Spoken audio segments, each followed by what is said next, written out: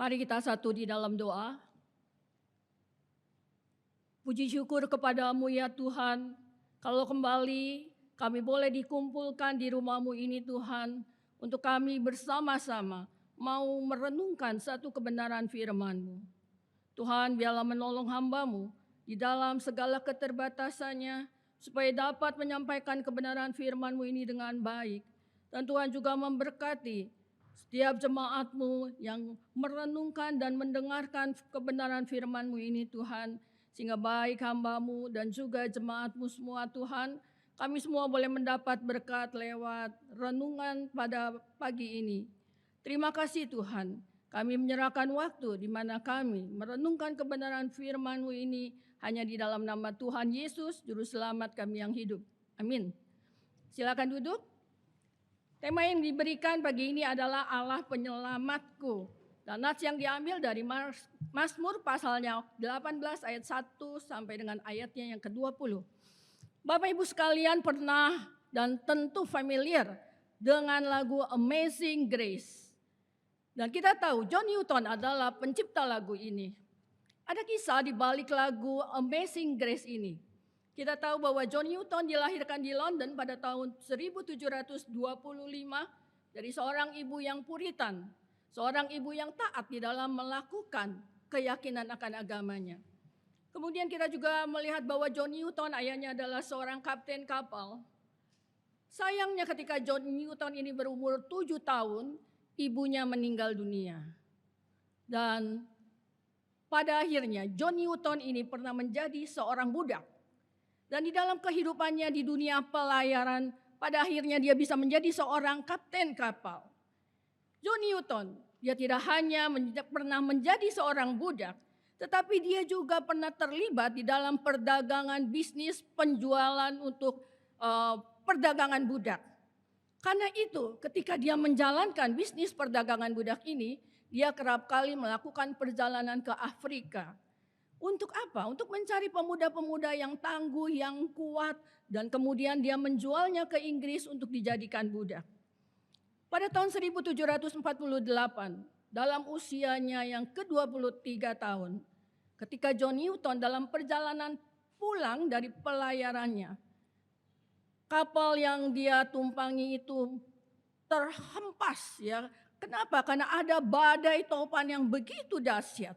Dan badai topan yang begitu dahsyat ini tidak memberi harapan pada kapal itu untuk selamat. Dan badai topan yang hebat itu akan segera menenggelamkan John Newton dengan semua penumpang di dalamnya ke dalam dasar laut. Bapak Ibu Saudara sekalian, ketika di dalam keadaan yang demikian kesesakannya, John Newton berdoa, berseru, berteriak kepada Tuhan, Tuhan selamatkan aku. Seperti mujizat, tiba-tiba ombak, badai menjadi terhenti. Dan keadaan menjadi tenang kembali. Sehingga kapal selamat dari badai yang mengamuk tersebut. Dan kapal itu boleh kembali melakukan perjalanan pelayarannya, tiba sampai di tempat tujuan dengan selamat. Bapak Ibu Saudara sekalian, ketika peristiwa ini terjadi, setelah peristiwa ini terjadi, ada satu perubahan hidup di dalam John Newton ini. John Newton, dia meninggalkan bisnis perdagangan budaknya. Ini berarti dia meninggalkan kehidupan lamanya sebagai seorang pemabuk, sebagai seorang penjudi. Dan tidak hanya itu saja. John Newton, seorang yang dulu menganjurkan untuk perdagangan budak. Tetapi ketika peristiwa yang dialaminya membuat dia menjadi seorang yang menentang perbudakan. Dan dia bekerja secara aktif untuk menghapus perbudakan. 6 tahun kemudian, John Newton ini menyerahkan hidupnya menjadi seorang hamba Tuhan. Bapak Ibu Saudara sekalian, dia menyerahkan hidupnya menjadi seorang hamba Tuhan. Dan sekali lagi, di dalam pengalamannya ini, Dia tuangkan semua itu dalam sebuah himne sehingga kita tahu terciptalah sebuah lagu yang berjudul Amazing Grace. Sangat besar anugerahmu. Lagu Amazing Grace ini diciptakan oleh John Newton tahun 1779 saat dia berusia 54 tahun. Dan lagu Amazing Grace ini adalah atas dasar kesaksian dia sebagai seorang yang pernah mengalami ajaibnya anugerah Tuhan yang menyelamatkan hidupnya di atas kapal yang hampir menenggelamkannya. Bapak Ibu Saudara sekalian, satu hal yang juga kita lihat dalam kehidupan John Newton. Dia meninggal pada Desember tahun 1807 dalam usia yang ke-82 tahun. Dan dia melayani Tuhan dengan setia sampai pada akhir kehidupannya.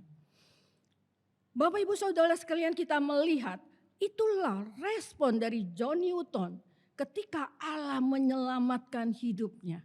Dia menyerahkan hidupnya untuk menjadi hamba Tuhan. Dia melayani Tuhan dengan setia sampai pada akhir kehidupannya.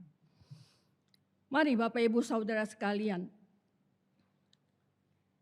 kita kembali melihat ya bagaimana di dalam Mazmur 18 ayat 1 sampai 20 ini. Seperti respon daripada John Newton ketika menerima satu pertolongan, keselamatan yang Allah kerjakan dalam hidupnya, begitu juga di dalam Mazmur 18 ayat 1 sampai 20 ini.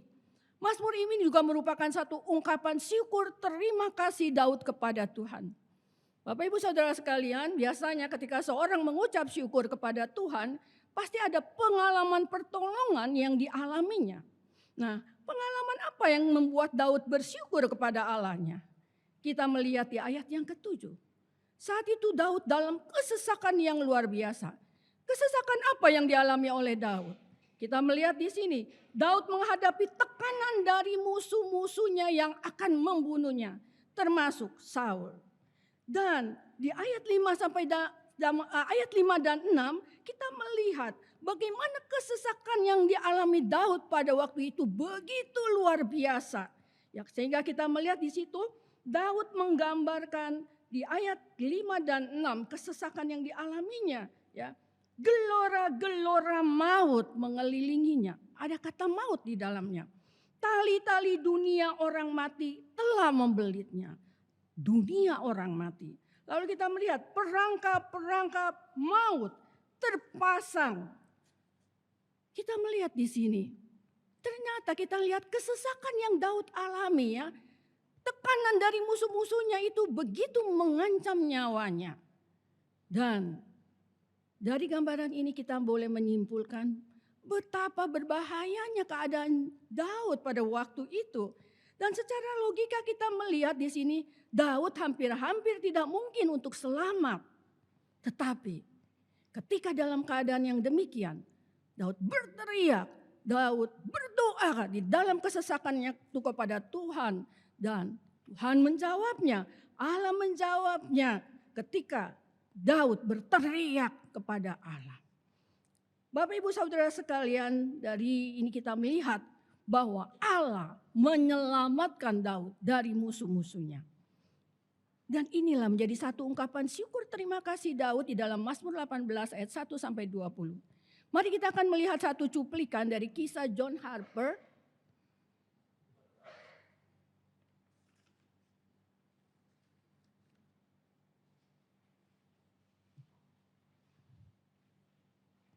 Bisa minta tolong? Crying for help. And John Harper took his daughter and kissed her and said, "Sweetie, bye-bye." That moment he jumped into the ice-cold water and there he preached his final message. You need Jesus. Are you saved? In front of him there was a guy, he was nearly dying. And John Harper gave him his life vest. And John Harper said, "I don't need it anymore. I'm not going down. I'm going up because of Jesus." Later on, that guy said, "That night I got saved twice. First of all, John Harper gave me his life vest. But more important, John Harper gave me the gospel."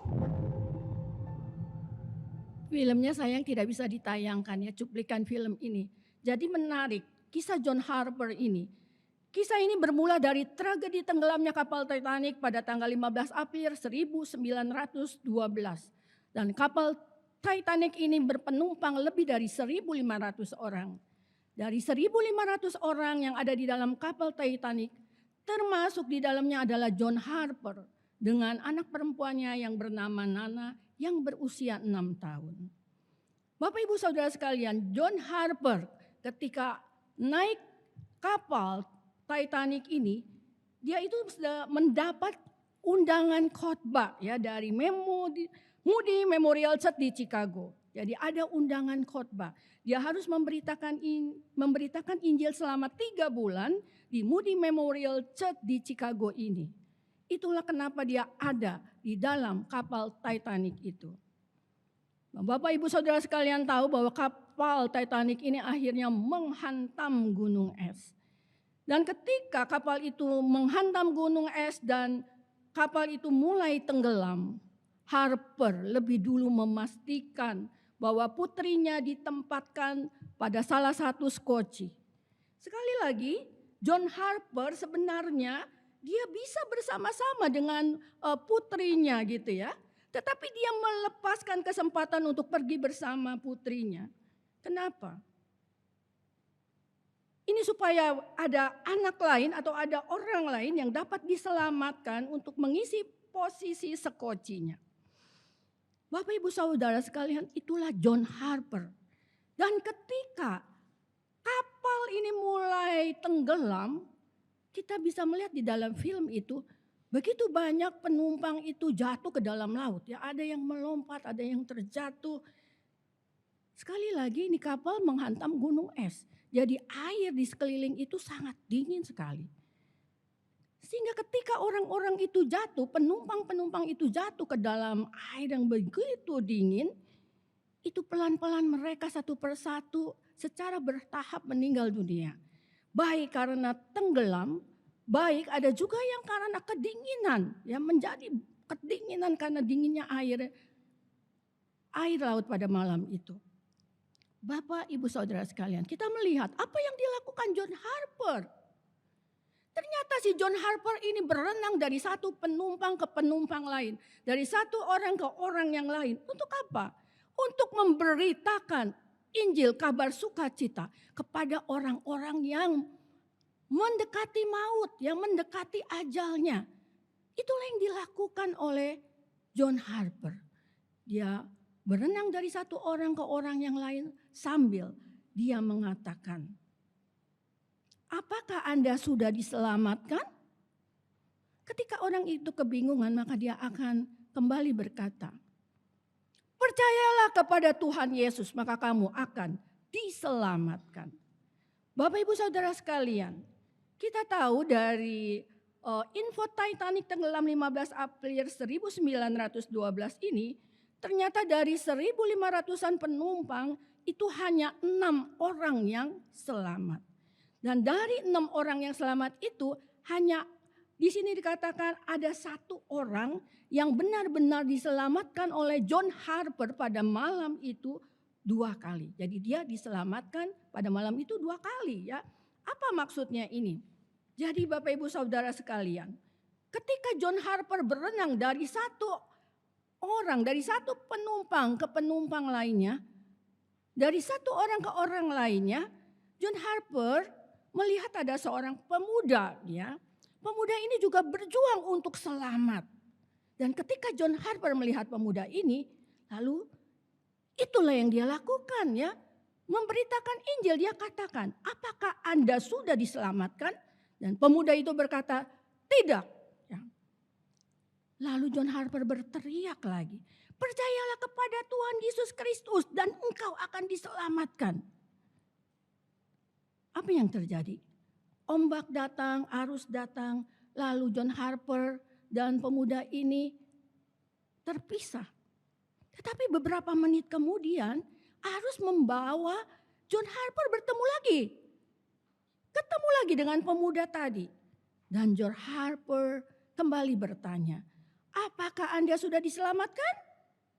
Sekali lagi pemuda itu mengatakan tidak.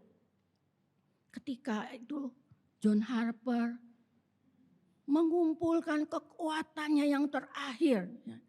Dia berusaha mengumpulkan segala kekuatan yang ada dalam dirinya, lalu dia berteriak, percayalah kepada Tuhan Yesus Kristus dan engkau akan diselamatkan.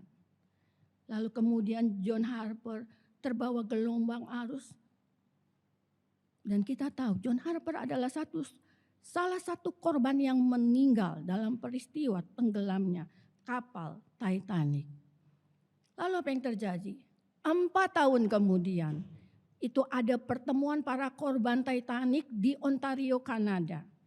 Dan pemuda yang diinjili pada saat-saat kegentingan dan kesesakan dalam hidupnya, pemuda itu menangis.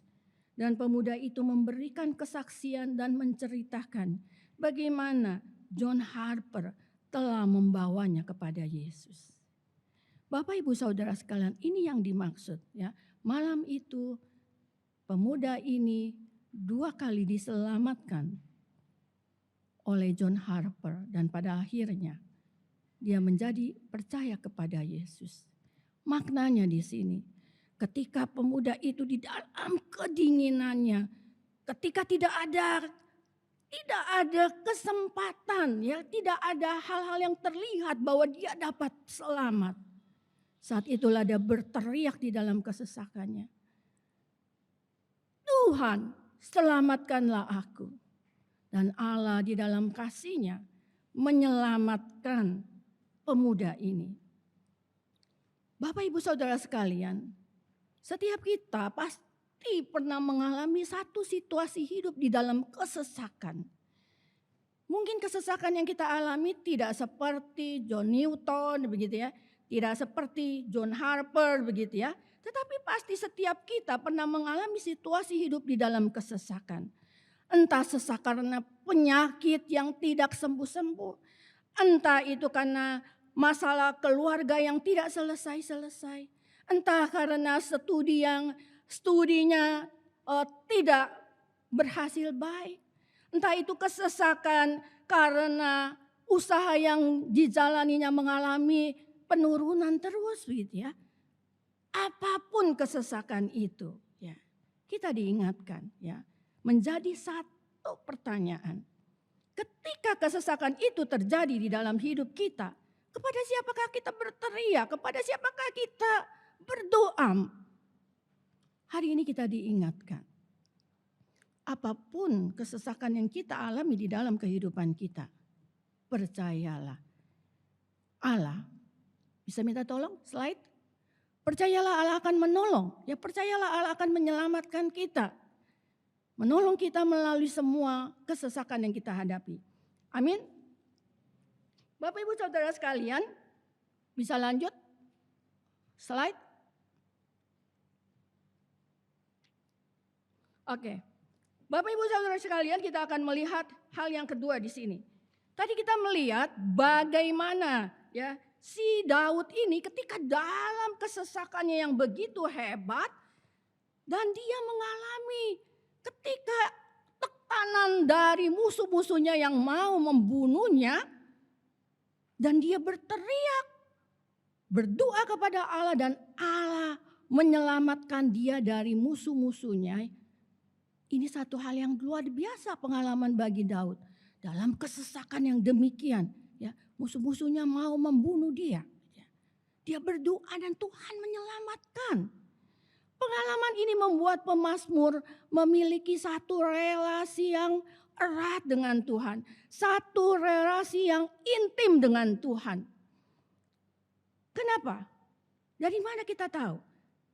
Kita melihat itu dari ungkapan pertama pemazmur kepada Allah di ayat yang kedua. Di sana ketika pemazmur mengalami di dalam kesesakannya, Allah menyelamatkannya. Kita lihat ini ungkapan pertama pemazmur kepada Allah di dalam ayat yang kedua. Aku mengasihi Engkau ya Tuhan kekuatanku. Satu hubungan relasi yang intim dengan Allah. Lalu kita melihat bahwa pertolongan yang diberikan oleh Allah kepada Daud itu digambarkan Daud dengan begitu indah di dalam ayat yang ketiga. Ayat yang ketiga mengatakan, Allah, engkaulah gunung batuku. Ya, gunung batu di sini menggambarkan Allah yang kokoh. Allah yang kokoh ini sehingga ketika Daud mengatakan gunung batuku, maka tidak dapat, musuh-musuhnya tidak dapat merobohkannya. Lalu yang kedua, kita melihat Daud mengatakan, Allah, engkau tempat perlindunganku. Ya, tempat perlindungan. Berarti bagi Daud, Allah itu tempat yang aman dalam menghadapi musuh-musuhnya. Lalu Daud juga mengatakan, Allah, engkau adalah perisaiku. Kita tahu perisai. Perisai adalah sebuah alat pelindung yang mampu melindungi diri Daud dari serangan musuh. Lalu dia juga mengatakan, Allah, engkau tanduk keselamatanku. Pada masa itu, tanduk menjadi simbol kekuatan dan kuasa dalam kemiliteran. Lalu Daud juga mengatakan, Allah, engkau kota bentengku. Benteng pada masa itu menunjukkan kekuatan sebuah kota. Sehingga dengan benteng, dengan tembok yang kuat, musuh tidak dapat masuk dan menyerang. Bapak, Ibu, Saudara sekalian, kita melihat melalui gambaran ini Daud mau menunjukkan bahwa dia memiliki Allah yang hidup. Allah yang sanggup menolong dia sesulit apapun kondisi yang dihadapi. Itulah Daud. Jadi kita melihat di sini. Justru dalam pergumulan yang berat, Daud menjadi dekat dengan Allah. Bapak, Ibu, Saudara sekalian, kadang pergumulan berat, kesusahan, masalah itu membuat kita menjauh dari Allah. Iman kita menjadi melemah. Tetapi kita lihat di sini, justru di tengah pergumulan yang begitu dahsyat, begitu hebat, Allah sudah menyelamatkannya dari musuh-musuhnya. Ya, satu pergumulan yang berat, Daud justru mengalami satu hubungan yang erat dengan Allah. Ya. Dia mengalami siapa Allah dalam dirinya, Allah yang mengasihinya, Allah yang menyelamatkannya, Allah yang melindunginya. Bapak, Ibu, Saudara sekalian, ya, kita kembali merenung dari kisah John Harper, ya, karena filmnya tadi tidak bisa ditayangkan. Jadi sama seperti Daud di dalam kesesakan, kita bayangkan bahwa pemuda ini yang sudah diinjili oleh Daud 2 kali, ya, dia juga dalam keadaan satu masalah pergumulan hidup yang luar biasa, ya. Dia akan mengalami kematian, begitu ya. Satu pergumulan yang sangat berat di dalam hidupnya. Tetapi kita melihat justru di tengah keadaan yang begitu pergumulan yang berat, pemuda ini justru mengalami siapa Allah dalam hidupnya. Karena Allah menyelamatkannya dari maut. Karena itulah dia mengalami kasih Allah. Allah mendengar di dalam doanya, di dalam kesesakannya yang luar biasa. Allah mendengar dan Allah menyelamatkannya. Dan itulah yang membuat di dalam masalah itu dia menjadi dekat dengan Allah. Ya. Di dalam masalah itu dia menemukan Allah. Siapa Allah dalam hidupnya? Sampai di sini kita berdiam diri sejenak. Saya tidak tahu apa kesulitan dan tekanan yang Bapak Ibu hadapi hari-hari ini. Apakah kesulitan itu begitu terasa berat? Bapak Ibu Saudara sekalian, kita diingatkan, kalau hari ini, ya, kalau kesulitan dan tekanan yang kita hadapi hari-hari ini terasa begitu berat, kita diingatkan bukan hanya kita memiliki Allah yang hidup, Allah yang sanggup menolong kita sesulit apapun situasi kita. Tetapi satu hal yang kita juga harus alami. Seperti Daud, seperti John Harper, ya apa? Cari Allah, alamilah dia. Justru di dalam masalah sulit itu, cari dan alamilah Allah. Sehingga lewat itu kita bisa melihat siapa Allah dalam hidup kita. Sehingga masalah tidak membuat kita undur dari Allah, dari Tuhan. Iman kita tidak goyah, tetapi justru di dalam masalah itu kita melihat Tuhan, karya Tuhan dalam hidup kita. Dan itu membuat kita menjadi dekat dengan Tuhan, punya hubungan yang intim dengan Tuhan. Biar Tuhan menolong kita di dalam renungan ini. Lalu poin yang ketiga, shoulder to cry on. Bapak Ibu Saudara sekalian, ketika Daud ini mengalami kesesakan, dia berteriak kepada Allah dan Allah menyelamatkannya. Daud mau pengalaman ini menjadi berkat bagi orang lain. Karena itu ketika Daud mengalami ini, Daud menuliskannya di dalam kitab Mazmur ini. Supaya apa? Supaya ketika orang melihat bagaimana pergumulan Daud, bagaimana Daud diselamatkan oleh Allah, Daud mau orang lain juga bisa mengalami akan hal itu. Ya. Nah, Bapak Ibu Saudara sekalian, inilah tujuan Daud. Ya. Jadi ketika dia sudah mengalami kasih Allah, sudah diselamatkan Allah, dia mau pengalaman ini menjadi berkat bagi orang-orang lain. Supaya orang-orang lain juga mengalami kasih Allah. Supaya orang-orang lain juga mendapatkan keselamatan dari Allah. Ya. Hal yang sederhana tadi kita melihat dalam kisah John Harper. Begitu ya. Kalau kita melihat kisah John Harper itu luar biasa. Ya. Bapak Ibu kalau yang belum tahu tentang kisah ini bisa lihat, coba buka dan cari di Google. Ya. Apa yang kita bisa lihat? Dia punya anak loh, masih 6 tahun. Anak ini ibunya udah meninggal loh. Ya. Jadi kalau John Harper bisa mengambil keputusan, dia nggak ada bersama dengan anaknya, dia tahu kemungkinan dia akan meninggal dan anak ini akan menjadi yatim piatu.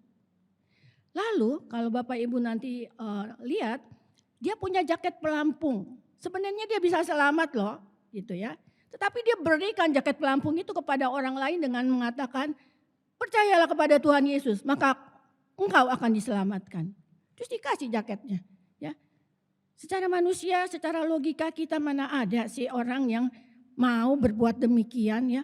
Meninggalkan anaknya menjadi yatim piatu, meninggalkan diri dia juga di dalam bahaya maut, begitu ya. Tetapi kita lihat dari kisah John Harper ini.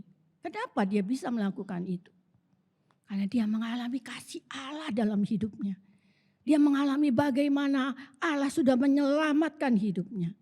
Dan dia mau orang lain juga mengalami keselamatan dari Allah. A shoulder ya. Jadi menjadi bahu bagi orang lain. Supaya lewat dia orang lain bisa menjadi selamat. Ini loh ya John Harper ya mengalami kasih Allah. Responnya ya, bagaimana dia merespon dikasih Allah di dalam hidupnya. Ya.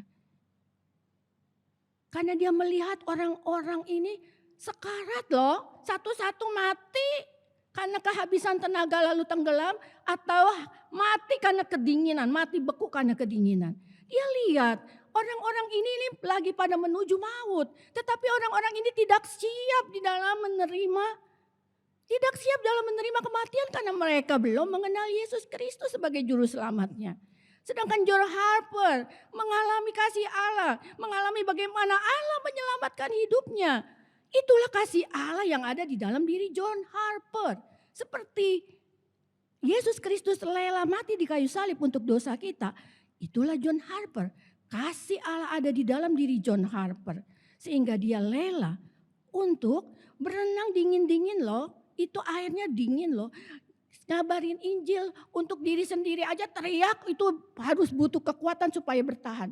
Tapi dia teriak, percaya kepada Yesus Kristus, engkau akan diselamatkan. Bukan hal yang mudah. Tetapi karena dia mengalami kasih Allah di dalam hidupnya. Dia mau orang lain juga mengalami hal itu. Lebih-lebih orang-orang ini lagi pada menuju ke kematian. Dan belum siap di dalam kematian. Inilah satu hal yang teladan yang kita patut meneladani respon daripada John Harper ketika Allah sudah menyelamatkan hidupnya. Ketika anugerah keselamatan itu ada di dalam kehidupannya dan sudah dia dapatkan. Dan poin yang terakhir kita mau melihat di sini, Allah penyelamatku. Ada yang menarik di dalam Mazmur 18 ayat 1 sampai 20 ini. Kenapa menariknya Bapak Ibu Saudara sekalian? Ternyata ini Mazmur ini bukan hanya sebagai ungkapan syukur Daud kepada Allah. Karena Allah sudah menyelamatkan dia dari musuh-musuhnya, begitu ya. Bukan hanya itu sebenarnya. Tetapi ada makna yang lebih dalam yang mau pemazmur ini mau menyatakannya. Kenapa Bapak Ibu Saudara sekalian? Ternyata kalau kita melihat di sini, Mazmur ini juga mau menggambarkan siapa? Kita manusia berdosa nih, ya. Kita manusia berdosa ini sudah diselamatkan oleh Yesus Kristus, ya. Karena Allah mengasihi kita, mengutus anaknya Yesus Kristus ke dalam dunia supaya kita nih yang tadinya mengalami kematian kekal beroleh kehidupan kekal. Jadi ini Mazmur mau menunjukkan bahwa nih Allah karena kasih-Nya begitu ya menyelamatkan kita manusia berdosa melalui anaknya Yesus Kristus. Ya, jadi si Daud ini menunjuk kepada kita, menggambarkan kita manusia berdosa gitu ya. Nih kita manusia berdosa. Lalu musuh-musuh Daud itu menggambarkan apa? Kuasa dosa yang mengikat kita ya. Jadi ini yang mau digambarkan. Bagaimana kita mau melihat akan hal ini? Mari kita boleh melihat. Tadi kita lihat Allah menyelamatkan Daud dari musuh-musuhnya. Bagaimana Allah menyelamatkan Daud? Kita melihat itu dari ayat 8 sampai dengan ayat 20. Jadi Allah menyatakan menyelamatkan Daud dari musuh-musuhnya. Itu bagaimana? Dengan kuasanya. Dan kuasanya itu digambarkan dalam bentuk alam. Ya, dalam bentuk alam. Jadi kalau kita melihat, kalau kita perhatikan di ayat 8, 9, dan 15. Itu menyatakan ada kata murka Allah gitu ya. Dan murka Allah itu digambarkan dengan asap membumbung, api menjilat, bara yang keluar, panah-panah yang dilepaskan. Ini menggambarkan murka Allah. Allah marah. Allah marah terhadap apa? Allah marah terhadap dosa-dosa yang diperbuat manusia. Ya bukan manusianya yang Allah marahnya, tetapi dosa, perbuatan manusia yang berdosa. Ya, ini yang Allah melihat ini Allah melihat ketidakadilan yang ada, dosa-dosa yang diperbuat manusia. Ya, jadi Allah murka. Kita tahu Allah kudus. Ya, Allah tidak bisa melihat dosa, gitu ya. Jadi ayat 8, 9, 15 ini menyatakan murka Allah melihat dosa-dosa yang diperbuat oleh manusia. Karena Allah itu adalah kudus. Lalu ayat 11 sampai dengan 14, menarik. Kenapa? Di situ digambarkan dia mengendarai kelup, lalu terbang, melayang begitu ya. Nah, ini menyatakan bahwa apa? Allah itu Allah yang kuasa. Ketika Allah itu merencanakan sesuatu, maka tidak ada satupun yang bisa menggagalkan rencana Allah. Itu Allah Maha Kuasa, Allah yang berdaulat. Di sini yang mau ditunjukkan. Lalu ayat 12, dia membuat kegelapan di sekelilingnya menjadi persembunyian. Sinar di hadapannya hilang awan-awannya. Ya, membuat kegelapan di sekelilingnya menjadi persembunyiannya begitu ya. Jadi ini mau menggambarkan kemuliaan Allah yang tidak nampak begitu ya. Sinar di hadapannya hilanglah awan-awannya. Ini kemuliaan Allah yang tidak nampak. Lalu kalau kita melihat selanjutnya, di situ ada kata sekali lagi yang maha tinggi memperdengarkan suaranya. Jadi Allah berfirman gitu ya. Nah, jadi menggambarkan ketika kuasa Allah, ketika Allah merencanakan sesuatu, tidak ada satupun yang dapat menggagalkan rencana Allah. Dan kemuliaan Allah itu tidak nampak karena dibilang kegelapan, tidak nampak. Allah itu datang, kemuliaannya nggak ada, dia datang sebagai seorang anak tukang kayu, dia juga mati di kayu salib. Apa yang dipandang begitu ya? Enggak ada. Ini yang dimaksud kemuliaan Allah enggak nampak begitu ya. Dan rencana Allah itu tidak terselami, rencananya tersembunyi ya seperti dikatakan menjadi tempat persembunyiannya ya.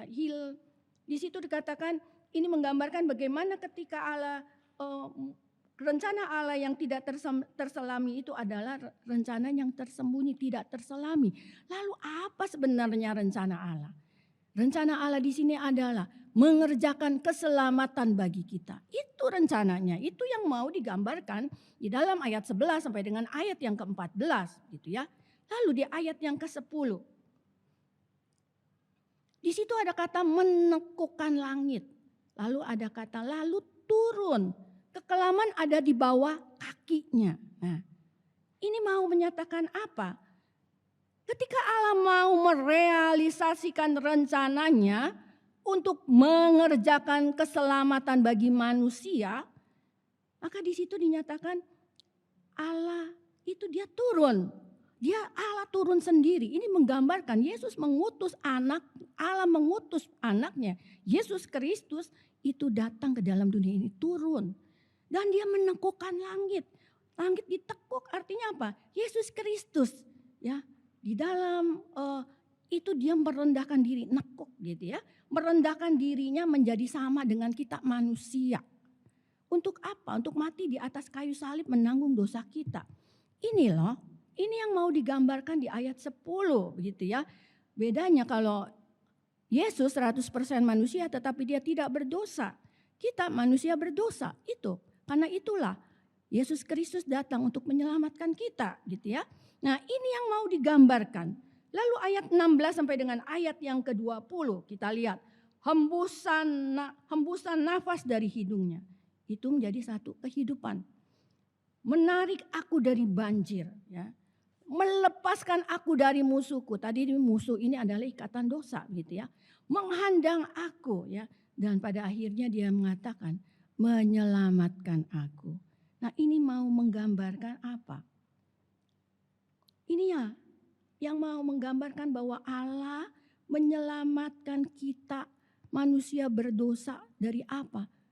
Dari kematian kekal menuju kepada kehidupan kekal. Dan di situ dikatakan ia berkenan. Artinya ketika Allah melakukan keselamatannya ini, mengerjakan keselamatannya bagi kita, itu hanya karena anugerahnya, bukan karena jasa-jasa kita. Ini loh Bapak Ibu Saudara sekalian, ini yang mau digambarkan. Jadi kalau tema ini Allah penyelamat aku. Ini jadi bukan hanya menggambarkan Allah menyelamatkan Daud dari musuh-musuhnya. Tetapi Allah menyelamatkan kita manusia berdosa dari apa? Ikatan dosa. Allah menyelamatkan kita manusia dari ikatan dosa ya. Sehingga kita yang harusnya mengalami kematian kekal masuk pindah kepada kehidupan kekal. Ini ibu-ibu ya. Ini Bapak Ibu Saudara sekalian. Jadi mari ya. Ketika kita kita melihat bagaimana karya keselamatan Allah dalam hidup kita. Lihat John Newton. Apa responnya? Dia tidak hanya mengucap syukur, terima kasih Allah gitu ya. Tetapi dalam tindakan perubahan hidup, apa? Menyerahkan hidupnya, melayani Tuhan sampai akhir kehidupannya. Itu respon dari John Newton. Bagaimana dengan respon John Harper? Lebih lagi. Apa? Dalam masa-masa terakhir melihat orang-orang yang mau meninggal. Apa responnya? Memberitakan Injil supaya orang lain mengalami keselamatan karena dia mengalami kasih dan keselamatan Allah. Ini responnya. Ya. Jadi ketika kita melihat kebenaran firman Tuhan ini, Allah sudah menyelamatkan hidup kita. Allah penyelamatkanku. Bagaimana respon kita? Mari kita meresponinya. Tidak hanya mengucap syukur kepada Allah, tapi meresponinya dengan satu tindakan. Memuliakan Allah. Menjadi berkat bagi banyak orang. Melakukan apa yang menjadi kehendak Tuhan dalam hidup kita. Amin. Mari kita berdoa.